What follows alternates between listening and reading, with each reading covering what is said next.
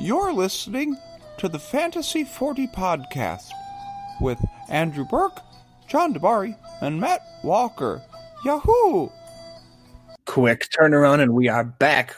Fantasy 40 podcast, looking at Week 11 with the late game Sunday night and Monday Night Football. Mr. Matt Walker, take us to the first game.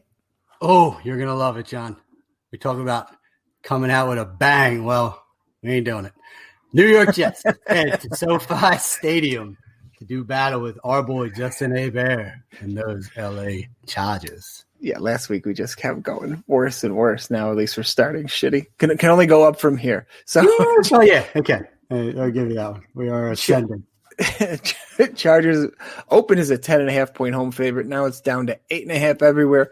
Total of 47. Chargers are looking at roughly 28 projected points, while the lowly dog shit Jets are looking at 19, the second lowest on the board.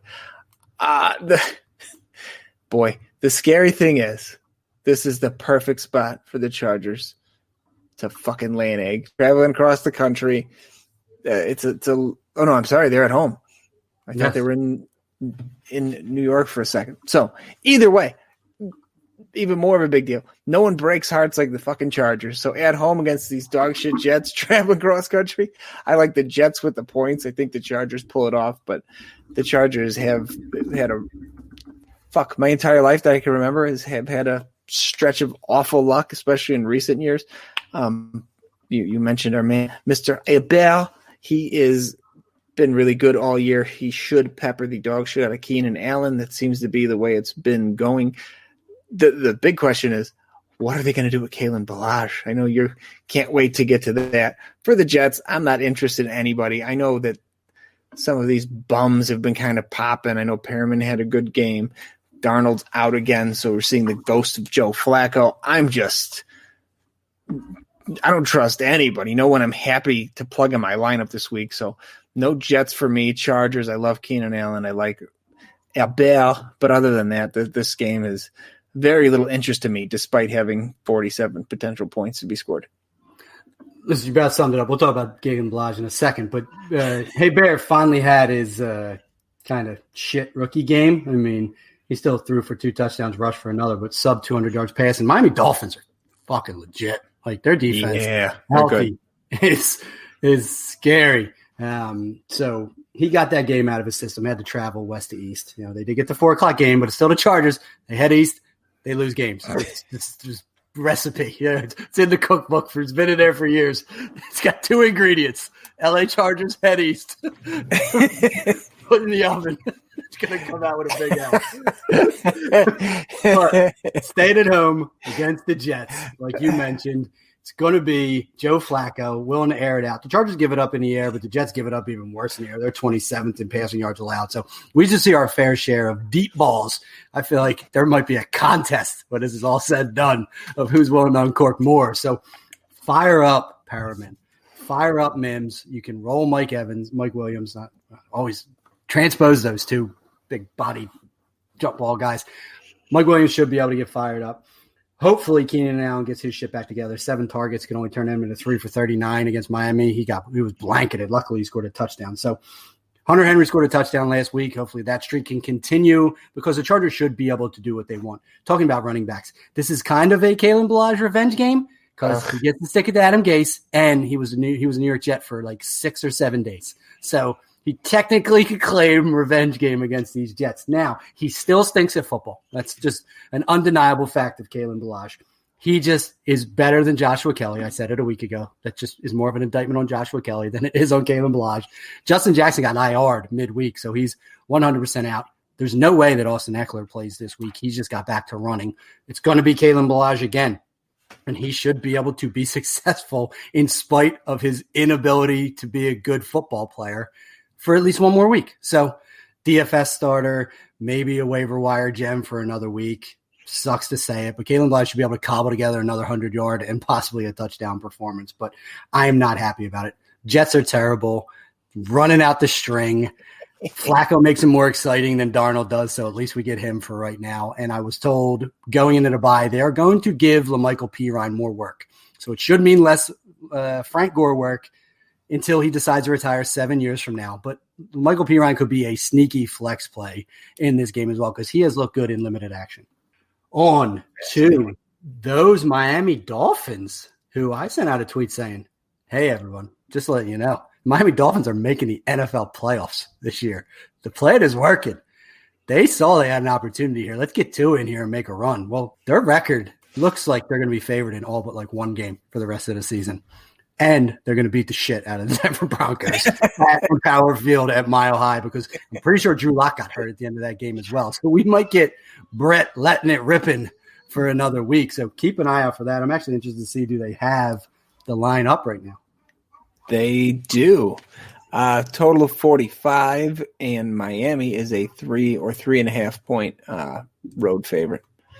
So Miami is projected to score 24, and we're looking at Denver with a total of 21.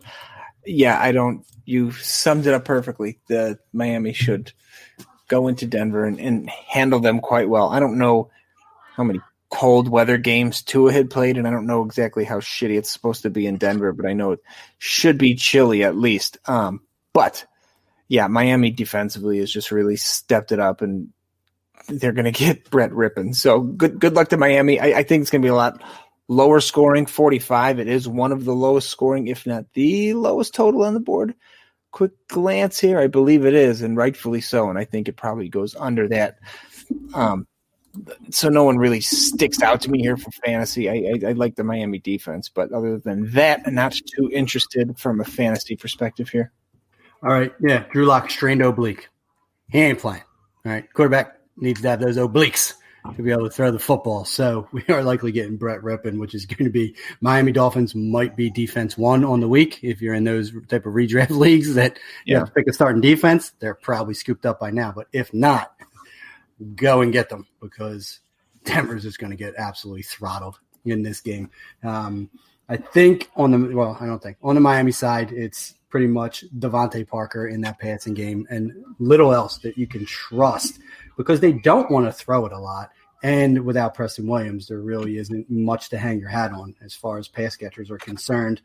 They traded your boy Isaiah Ford probably a week too soon because they probably really be using him right now. But they're winning games without a big cast of characters. I mean, Jakeem Grant and Malcolm Perry and Adam Shaheen are showing up on the stat sheet. So passing it around on the rushing side, Salvon Ahmed.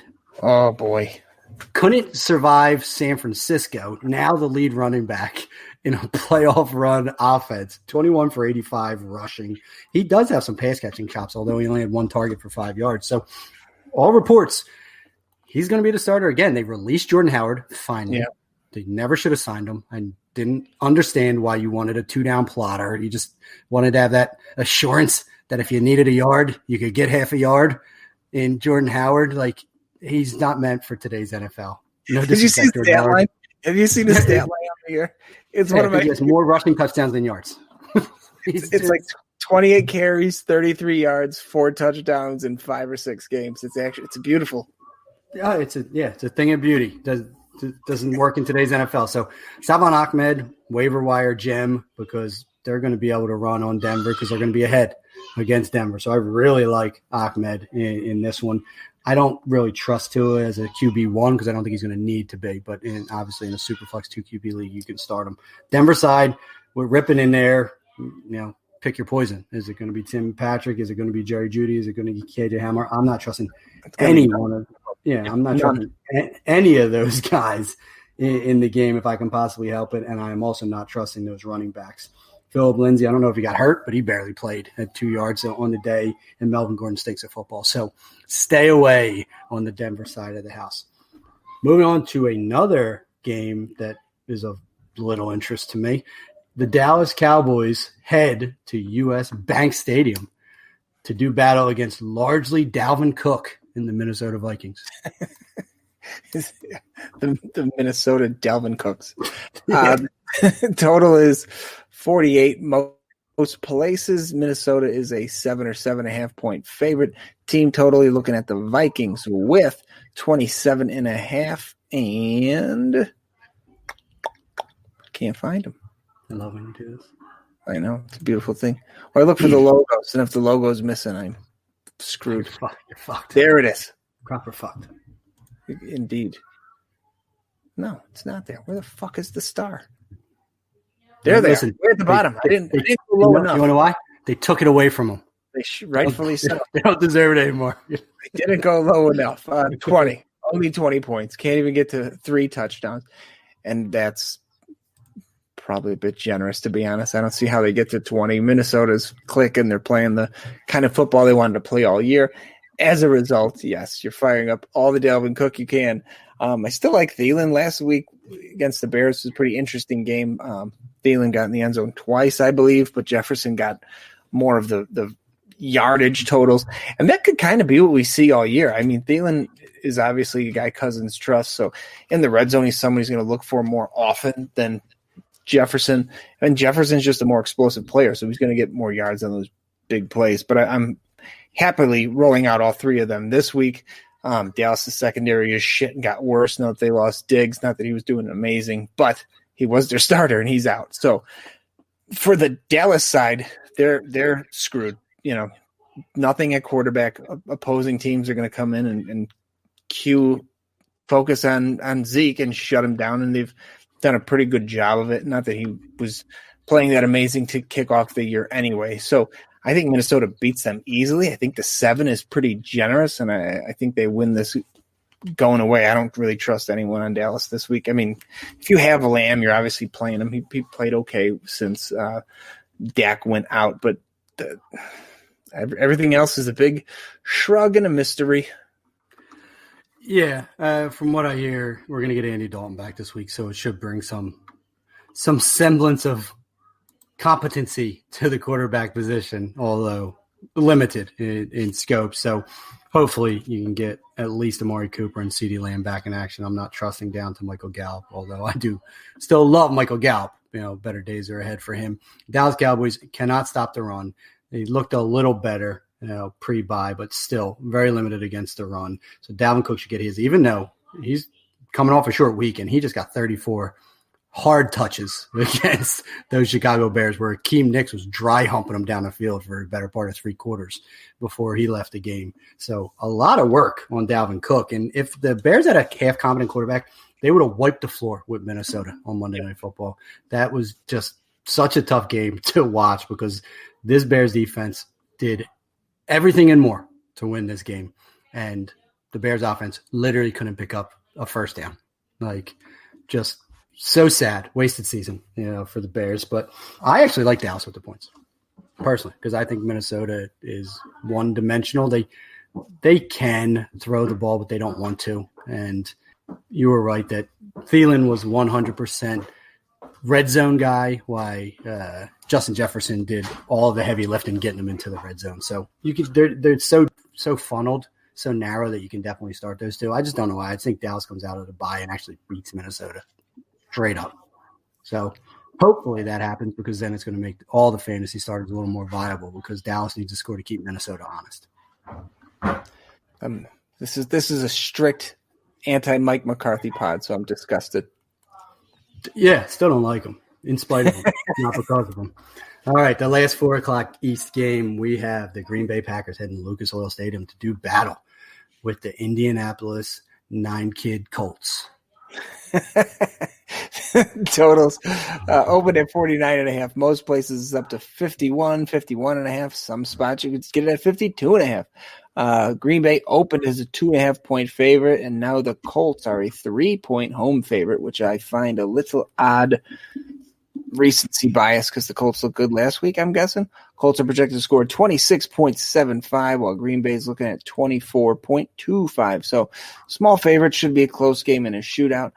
I do not trust Lightning to strike twice and Phillip Rivers to have 2 good games in a row, so I'm not buying it. I think Green Bay rights the ship here and comes out and kind of puts the wood to the Colts. I like Aaron Rodgers. I like Devontae Adams. I obviously love Aaron Jones. And wide receiver, is Lazard due back? Do you know for sure? I saw Valdez-Scantling had some big plays last week, but Lazard is the number 2 if he is healthy. So I do like him. I think Green Bay kind of has a nice offensive game here. On the Indy side, Phillip Rivers, I think, good week, bad week, good week, bad week. I think it's time for him to shit the bed again with some bad interceptions, some turnover action out of him, although he did start Pepper and Pittman, who seems to be his new favorite receiver there. So you could probably roll him out confidently this week. And at running back for the Colts, good luck, sir. Yeah, I mean, they've kind of fallen down to Nyheim Hines at this point just because he actually hits the hole he's supposed to hit, not because he's a better running back than anyone else, but he just goes where he's supposed to. He has some vision as far as where the lanes are, and he's by far their best pass-catching back, even though Jonathan Taylor has shown pretty well in that. And yes, Alan Lazard has been activated, so it's going to limit those 4 targets that MVS has got down to probably 2. So he better catch both of them for deep bombs because his value is taking a big hit because Aaron Rodgers loves Alan Lazard, loves him. He's going to take the target 2 totem pole under Devontae Adams, who is still going to see the vast majority of targets. Devontae Adams got dinged up in the game, but he came back before catching that late touchdown. And I'm surprised by that line as well. Green Bay did struggle at home against the Jacksonville Jaguars. Indy has a long break after really showing well against the Tennessee Titans. Their defense looked really, really good. But I still am going to default to Aaron Rodgers and the Green Bay Packers in these ideal conditions indoors. So, yeah, Aaron Jones, get it going, please, even though the Colts legit are stopping the run right now. So throw him the ball a little bit, and Aaron Rodgers, stop stealing every touchdown inside the 5, please. You're throwing them and running them yourself. Like, Aaron Jones deserves better. I'm just going to keep saying it every week until he gets multiple carries inside the 5-yard line and proves me wrong. So hopefully Aaron Jones gets it back together again. But, yeah, Aaron Rodgers, Devontae Adams just can't be stopped right now.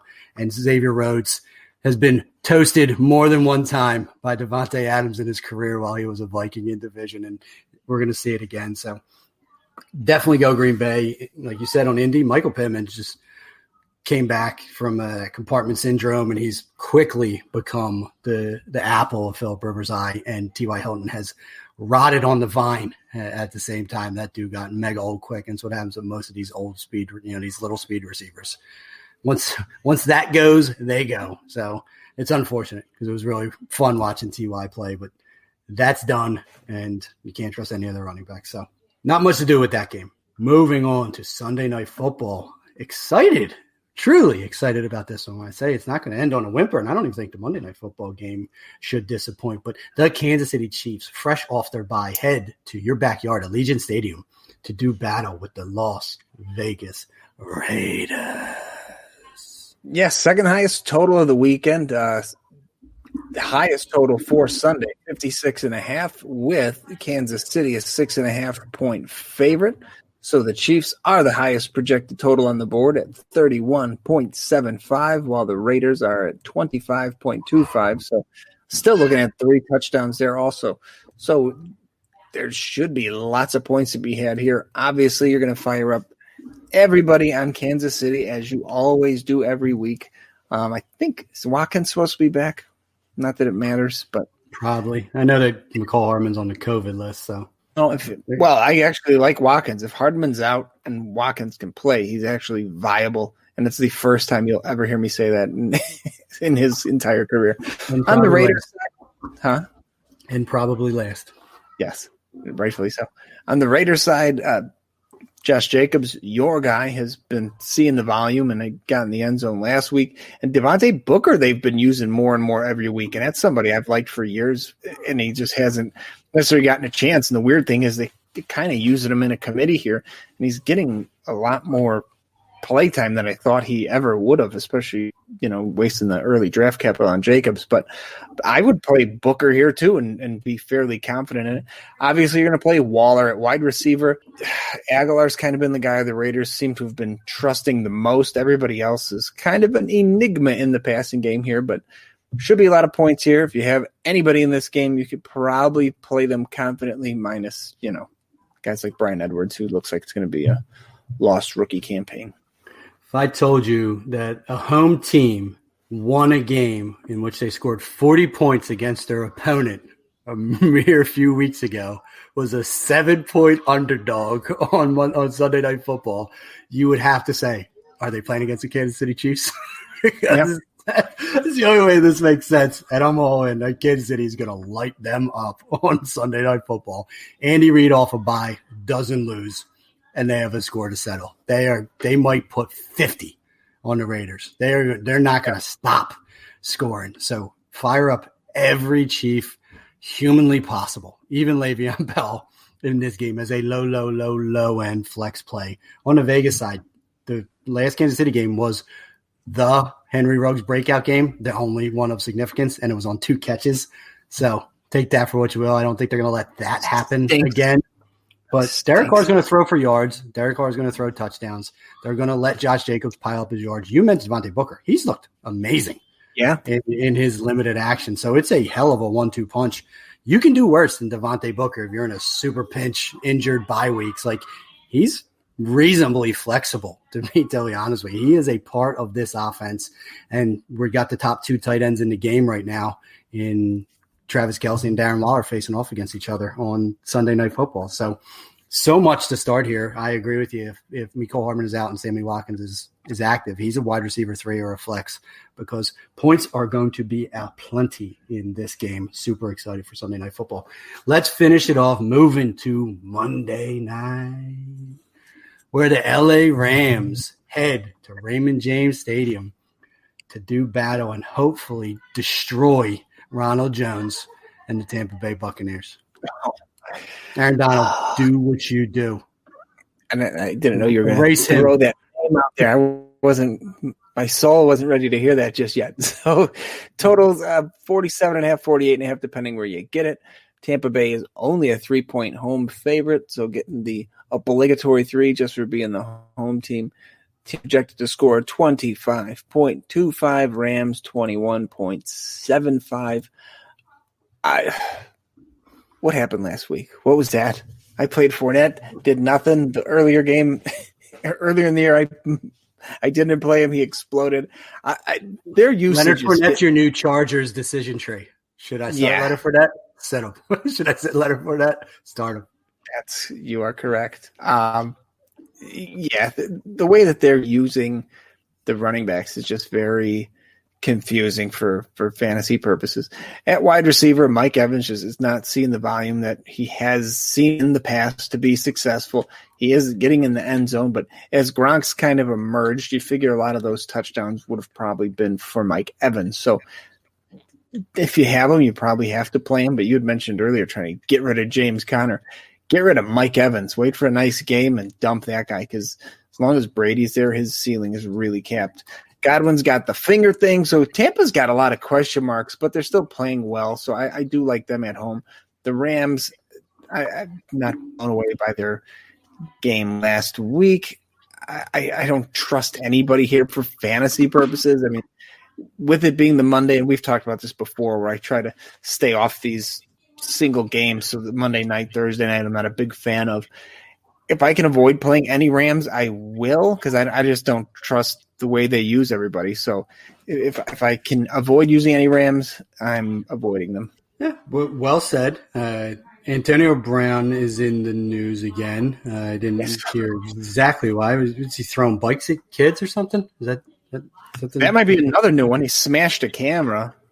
Is that trying to scroll through this right now? Accused of angrily destroying a surveillance camera in South Florida gated community, throwing a bike at a security guard shack. So we were both on the trail of this news story here. He wasn't charged by the ATO president because he feared retaliation. Everyone is scared of Antonio Brown, apparently, except Tom Brady, who lets him live in his house. But it's beyond me. But let's talk about these Tampa Bay Bucs for right now. And you were talking about Mike Evans. Mike Evans had 11 targets in the game. So Bruce Arians came out and pretty much told Tom Brady, you have to throw it to him 10 times in a game. And Tom Brady did it.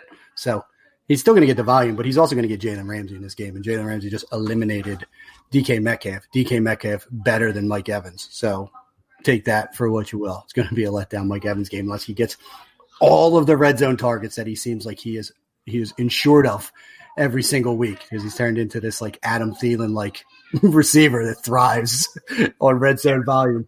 But Gronk had 2 catches, luckily turned one into a touchdown.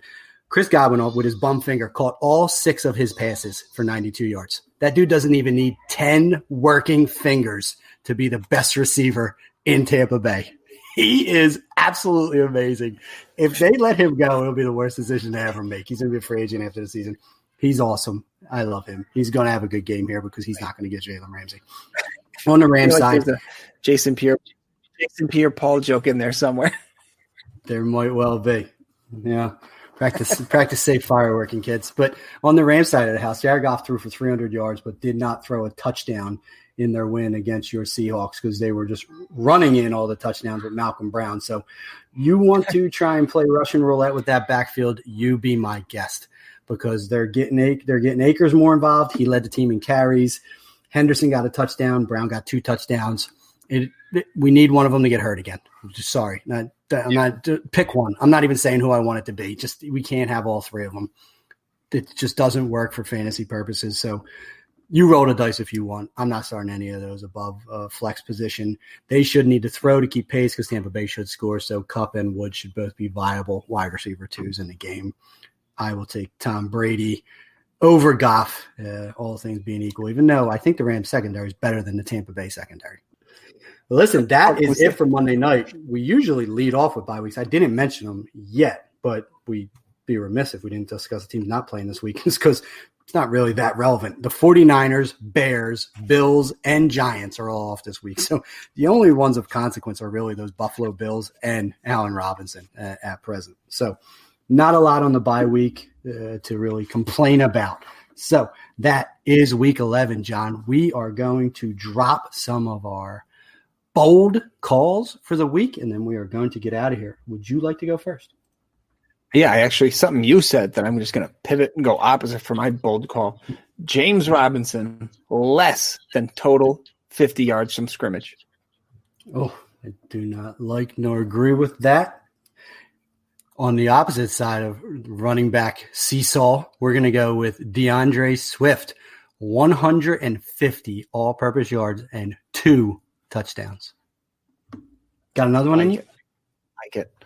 Nothing else jumps out. This is a weird week. Like there's fantasy points to be had, and I think a lot of the known names are going to get there, but I don't think anybody blows anything out of the water here. I think this is going to be a pretty, I don't want to say vanilla week, but I think this is going to be pretty predictable. Like I don't think anything really weird jumps off the page to me. Cam Newton, 2 rushing touchdowns is also going to happen this week. Fucking gross. Yeah, it is gross because his yards per carry have been gone in the toilet. He's turned into their short yardage back. They're not really like open him up in the field, but he's going to stick it to those Texans in what would have been a nice revenge game against Bill O'Brien going over there. But they dealt with him. Oh, Romeo Cannell, revenge game. Pretty sure he was the defensive coordinator at one point for those Patriots. Who wasn't a coach during Bill Belichick's reign of terror? So, yeah, the Patriots are going to win. Cam Newton's going to rush for 2 touchdowns. Probably even 100 yards and a touchdown for Damian Harris as well. So that's all we got, John. Take us out. So for myself, John DeBari, Matt Walker missing in action as usual. Andrew Burke, quit chasing Sasquatches. Get back here. We are the Fantasy 40, and we are out. Do your job. Out! Look at us. I heard some fucking crazy noise outside of my house on that. I thought a car crashed into a wall for a second. Chris, I don't hear anything else. Listen, you got a stellar microphone because I didn't hear anything, John. So you were dialed in, my friend.